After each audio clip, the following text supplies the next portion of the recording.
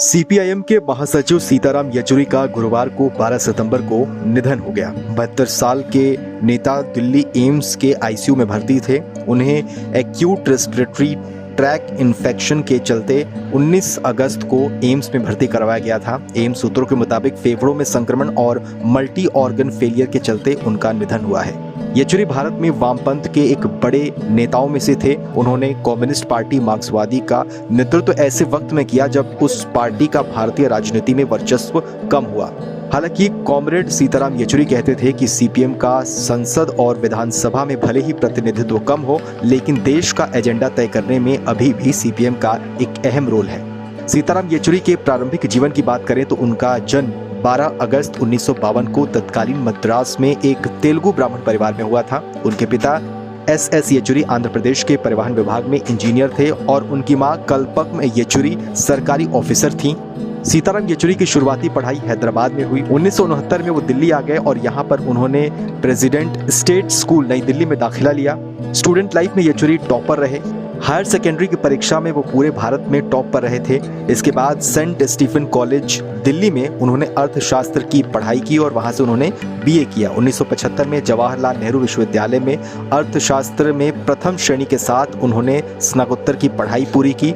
MA करने के बाद येचुरी जेएनयू में ही पीएचडी करने लग गए। ये 1975 का दौर था और इसी दौरान देश में इमरजेंसी लग गई। तब येचुरी भी गिरफ्तार हुए थे और उनकी पढ़ाई बीच में ही रुक गई थी। सीताराम येचुरी ने बीबीसी की पत्रकार सीमा चिश्ती से शादी कर ली थी। येचुरी की ये दूसरी शादी थी। येचुरी की पहली शादी वामपंथी कार्यकर्ता और नारीवादी डॉक्टर वीना मजमुदार की बेटी से हुई थी। इस शादी से उन्हें एक बेटा और एक बेटी थी। कॉलेज में पढ़ते हुए सीताराम येचुरी वामपंथी विचारों से प्रभावित हुए और 1974 में स्टूडेंट फेडरेशन ऑफ इंडिया से जुड़ गए। एक साल बाद वो सीपीएम से जुड़े। आपातकाल के दौरान उन्हें गिरफ्तार कर लिया गया था। इस दौरान देश में लोकतंत्र की बहाली के लिए उनका संघर्ष जारी रहा। 1977 से 78 में वो जेएनयू छात्र संघ के अध्यक्ष भी बने। इस दौरान वो विश्वविद्यालय कैंपस में लेफ्ट की विचारधारा को पूरा फूलने फलने का उन्होंने मौका दिया। देश में वामपंथ के दूसरे बड़े नेता में शुमार प्रकाश करात की मदद से उन्होंने जेएनयू को वामपंथी विचारों के अध्ययन का एक बड़ा केंद्र बना दिया। 1978 में Sitaram Yechury federation of India के ऑल इंडिया संयुक्त सचिव बने। बाद में वो उसके अध्यक्ष भी बने। 1984 में येचुरी को सीपीआईएम की केंद्रीय समिति के लिए आमंत्रित किया गया। येचुरी ने 1986 में एसएफआई को छोड़ दिया। येचुरी अपनी संगठित क्षमता और कार्यकुशलता के दम पर पार्टी में कामयाबी की सीढ़ियां लगातार चढ़ते गए। 1992 में सीपीएम की 14वीं कांग्रेस में वो पोलित ब्यूरो के लिए चुने गए। 19 अप्रैल 2015 में विशाखापट्टनम में पार्टी की 21वीं कांग्रेस में सीताराम येचुरी पार्टी के 5वें महासचिव चुने गए। येचुरी ने पार्टी की कमान प्रकाश करात से संभाली, जो लगातार 3 बार 2005 से लेकर 2015 तक पार्टी के महासचिव चुने गए थे। 18 अप्रैल 2018 को पार्टी को सीपीएम की 22वीं कांग्रेस में सीताराम येचुरी एक बार फिर से पार्टी के महासचिव बन गए। सीताराम येचुरी संसद के उच्च सदन में अपनी वाक क्षमता और तथ्यात्मक भाषण शैली विरोधियों को भी वो कायल कर देते थे। 2005 में वो पहली बार पश्चिम बंगाल से राज्यसभा के सदस्य बने। वो राज्यसभा में 18 अगस्त 2017 तक रहे। इस दौरान संसद में उन्होंने जनहित के कई मुद्दे उठाए।